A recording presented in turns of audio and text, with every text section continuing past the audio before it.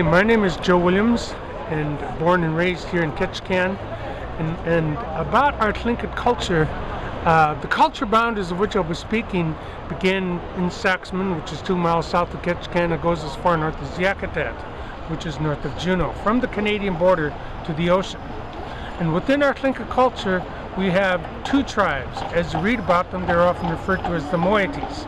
Eagle moiety, raven moiety, one or the other. How you become one of the others through your mother. Therefore, a woman's role plays a very major part. Quiet, but major. Now, by that meaning, why major? Because within our Tlingit culture, it is a woman's world, meaning she, the woman, owns everything.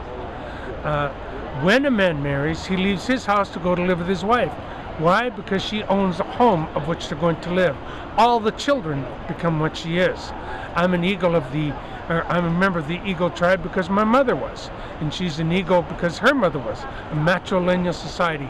All the children always follow the mother's side. And when one marries, one must marry into the opposite tribe. Because I'm an Eagle, my wife must be a raven because she is, therefore all my children are ravens. When they marry, they must marry eagles. And it continues to go back and forth like this all the time. And within each family structure of husband and wife, there must always be a boy and a girl in that family. And please know, you continue to have children until such time that boy arrived if you only had girls. And the reason for that was to keep the culture balanced. And also more closer to home, uncles, mother's brother, not the father's brother, mother's brother, raised their sons, the mother's sons. And why did the uncle raise his sons or his nephews and not the father raise his own sons?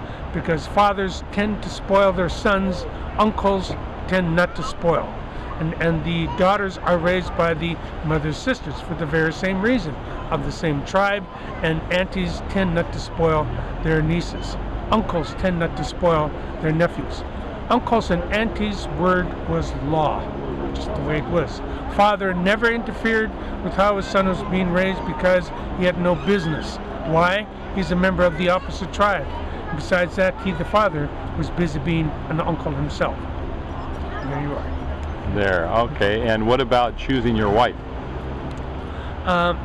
It was an arranged marriage, and generally that arranged marriage was done between the prospective husband and the mother-in-law, his prospective mother-in-law. And how he got to meet, generally, how he got to meet his future wife was at potlatches, which were parties. And he would then go to the mother and say, I wish to marry your daughter. Very specific as to which daughter, because if she had more than one daughter, he definitely would not want to end up with the wrong wife. Okay, I wish to marry your daughter. In my case, I'd say, I wish to marry your daughter, Katawat. The whole courtship from this moment on, it was between me and the prospective mother-in-law. Did I go to Katawat and ask her to marry me? No. Why? It was not her decision to make. It was her mother's decision to make. And generally, the mother never spoke to her daughter about who her husband will be because the mother and the daughter were looking for 2 different kinds of husbands. The daughter thinks she knows what to look for in a husband. Mom knows what to look for in a husband. And generally, the mother never spoke to her daughter about who her husband will be. And once a mother's made the decision, she would take her daughter by her hand and say, Katawat, using my wife in this example, Katawat, I want to meet your husband, Kakishka. There's the fanfare of the wedding. She is now a married woman. Now, whether she liked me or not, loved me or not, was not the issue. Her mother made the decision, therefore final. And please know there were no divorces in that time period because mother would have to agree to that. Should the mother agree to a divorce, she's agreeing in a community of 300-400 people that she made a mistake. And should the mother have 3 or 4 sisters, that mistake is even greater. So therefore, the likelihood of there being a divorce was absolutely at 0. Just was not permitted. Okay, and in today's world, there's probably as many divorces in our community as it is in yours. Why? Because in today's world, we are permitted to fall in love. And we know love is blind, stupid, and dumb. Okay?